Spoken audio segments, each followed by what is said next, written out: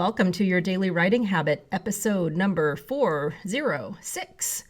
If you're writing a book or thinking about it, or maybe you've started writing a book at some point, but you need some help getting it done, or perhaps you're at the stage where you need help reaching more readers to let them know about your book, you are in the right place. Good morning and happy Thursday. That always takes me a moment. I'm your host, Christine Whitmarsh, also known as Christine Inc., especially on social media if you're looking for me there, Christine Inc. Each day I'm sharing with you the writing habits I've learned over my 18 years as a ghostwriter, book coach, and author.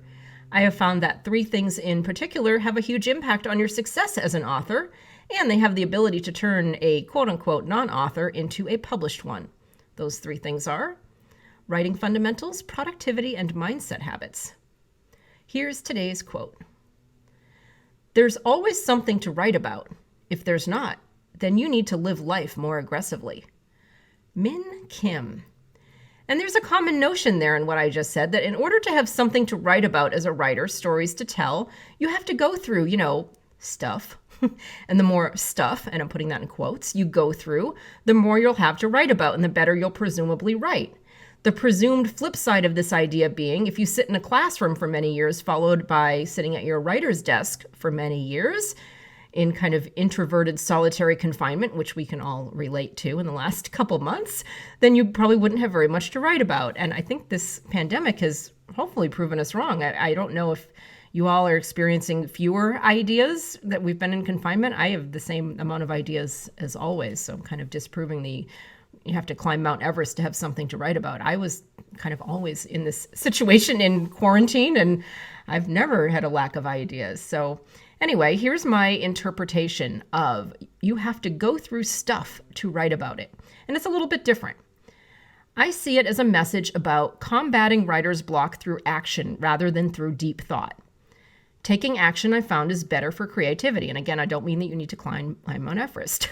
So for example, walking and thinking versus sitting on the couch and thinking, kind of like Thomas Edison did.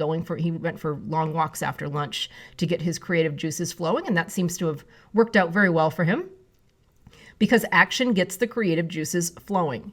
And in the context of this conversation, action opens yourself up to experiences. And this doesn't mean, again, pushing and trying to create experiences. That usually comes off as fake. So please don't go get lost in the woods or jump off a cliff just because you need a story idea. Please don't do that. It's not a good idea. Go on a reality show for that. This is not about being an author. So I'm not talking about pushing or manufacturing drama in your life, because if you're alive and out there every day, believe me, we're probably getting enough drama just from mere existence. What I'm talking about is to be open, to be curious, be open to experimenting with new thoughts, ideas, and perspectives without censoring yourself. Find the story in your struggles rather than immediately getting uncomfortable and trying to get back to normal. Because your best story ideas will not be the light beam ahas with choirs of angels singing while you're sitting at your desk trying to will them to happen. That's not where the best ideas come from. For me, sometimes it's like the shower. You just don't know.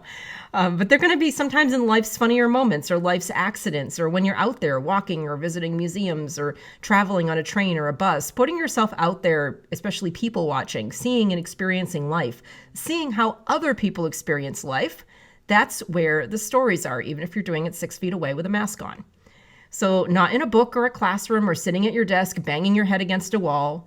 Get out there and get yourself some source material. And that is my interpretation of you need to go through stuff to write about stuff. Thank you for joining me here on Your Daily Writing Habit, where I am helping you write and finish writing an awesome book. And I would love to see you in my Inc. Authors group on Facebook. Let us know how we can support you in your writing goals, or even just come and say hi and hang out with other authors. That's never a bad idea. Inc. Authors on Facebook. Until tomorrow, happy writing.